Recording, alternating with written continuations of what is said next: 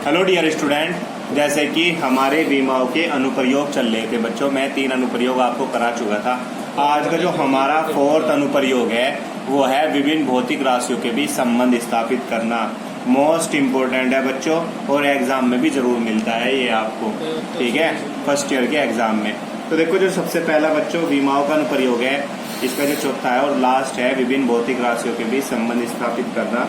ये क्या किस चीज पर निर्भर करता है, कैसे होता है?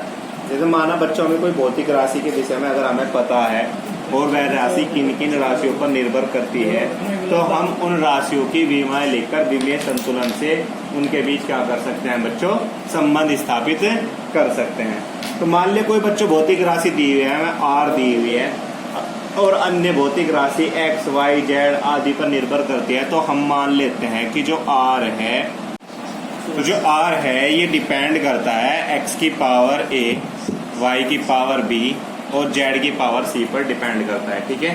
तो जैसे ही बच्चों हम क्या करते हैं, अगर अनुक्रमानुपाती का निशान हटाते हैं तो बराबर का निशान लगाते हैं। तो मैंने क्या बताया कि जो आर है अनुक्रमानुपाती का निशान हटाकर बराबर का निशान लगाते हैं और एक कांस्टेंट देते हैं। मान लिया ये कांस्टेंट कितना है, के, और एक्स की पावर ए, वाई की पावर बी, जेड की पावर सी, इस तरह से हम लिख लेते हैं।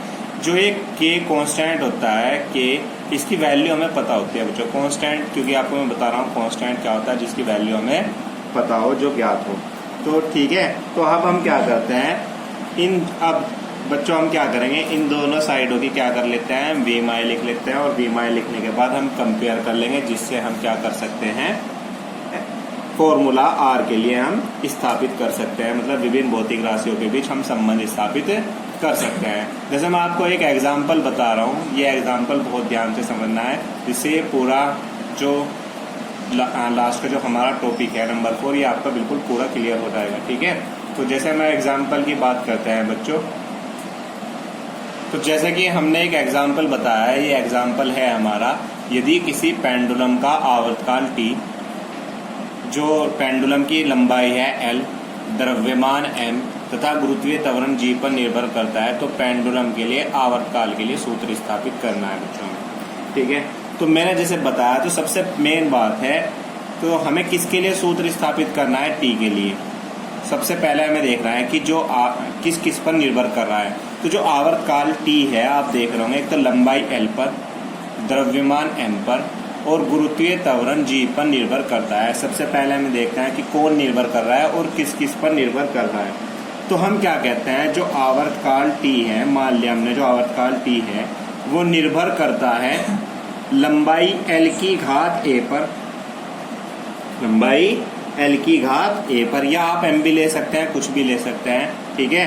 तो मैं कह रहा हूँ, चलो हमने m ले लिया कि m की a घात पर, ठीक है, और लंबाई l की b घात पर और गुरुत्वीय त्वरण g की c घात पर निर्भर कर रहा है, ठीक है।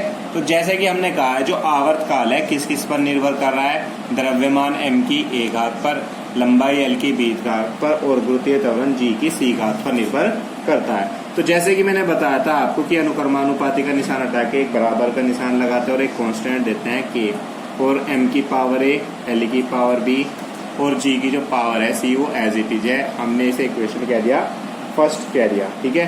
तो हमने क्या बताया था, जो k क्या है हमारा यहाँ पे कांस्टेंट है, और मैंने आपको बताया कि कांस्टेंट का मान हमें पता होता है और इसकी कोई विमा नहीं होती है, इसकी कोई हम विमा ही नियतांक है, मतलब इसकी कोई विमा नहीं है।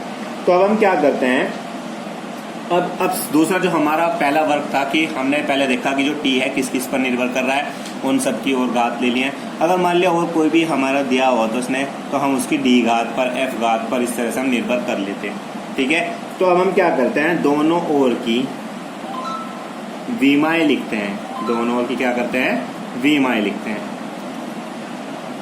दोनों ओर की विमाएं लिखने पर अब हम क्या करते हैं, दोनों ओर की विमाएं लिखते हैं। तो हम दोनों ओर की विमाएं लिखो, t क्या है हमारा, आवर्तकाल, और आवर्तकाल की जो विमा होती है वो कितनी होती है, t होती है, ठीक है। फिर k हमारा नियतांक है, इसकी कोई विमा नहीं है, और m क्या है हमारा, द्रव्यमान, द्रव्यमान की विमा कितनी होती है, m होती है, और इसकी कितनी पावर है, a। l क्या है हमारा, l हमारी लंबाई है, लंबाई की विमा कितनी होती है, l, और इसकी पावर कितनी दी है हमारी, b।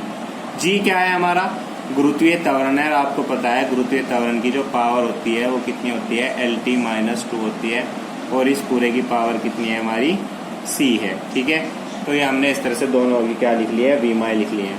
अब आप देख रहे होंगे इधर m नहीं है, तो इस साइड में m की पावर कितनी है, 0, l भी नहीं है, l की भी पावर 0 है, और t की पावर कितनी है यहाँ पर 1। इन सब में एक जगह लिख देते हैं, यहाँ पर m की पावर कितनी है, a, इधर और कोई m नहीं है, तो m की पावर टोटल कितनी हो गई, a होगी। l की पावर आप देखो, l की पावर b ए रही है, ठीक है, और l की पावर c ए रही है, तो l की जो पावर हो गई है वो कितनी हो गई है, b+c हो गई है। अब आप t देखिए, इधर कोई t नहीं है, सिर्फ एक t है, t की पावर यहाँ -2 है, और इसकी पावर कितनी है, c, तो t की पावर कितनी हो गई है, -2c। तो हमने क्या किया, जो गुना में आपको पता है, गुना में जो पावर्स होती हैं, जो घात होती हैं, वो ऐड हो जाती है, तो हमने सबको एक जगह लिख लिया। जैसे m और कोई नहीं था, m की पावर a है, l की पावर यहाँ b थी और यहाँ c थी, तो l की पावर कितनी है, b+c हो गई है, और t की पावर कितनी हो गई है, -2c हो गई है।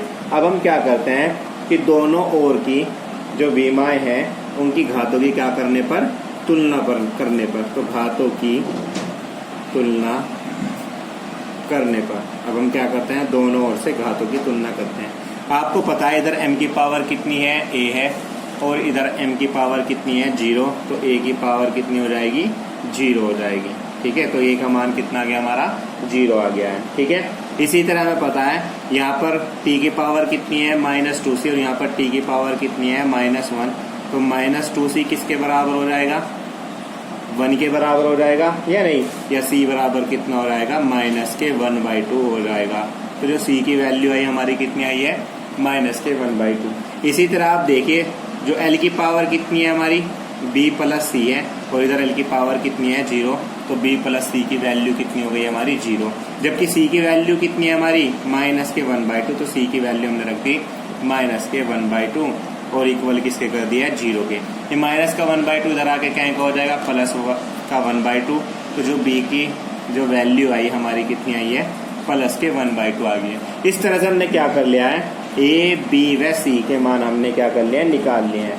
और जो ये अब a, b, c के जो हमारे मान आई है, हम क्या करते हैं, जो हमारी इक्वेशन फर्स्ट है, हमारी इक्वेशन फर्स्ट क्या थी, t बराबर k, m की पावर a, l की पावर b, g की पावर c, ये इक्वेशन फर्स्ट थी। हम क्या करते हैं, इसमें पुट कर देंगे।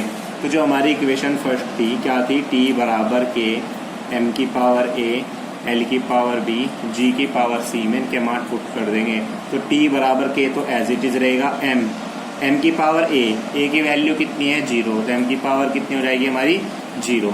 अब यहाँ पे है l की पावर कितनी है, b, और b की वैल्यू कितनी है, 1/2, ठीक है, और c की पावर कितनी है, -1/2, तो इसकी पावर कितनी होगी, -1/2। अब आपको पता है कि किसी की भी पावर 0 की वैल्यू कितनी होती है, 1।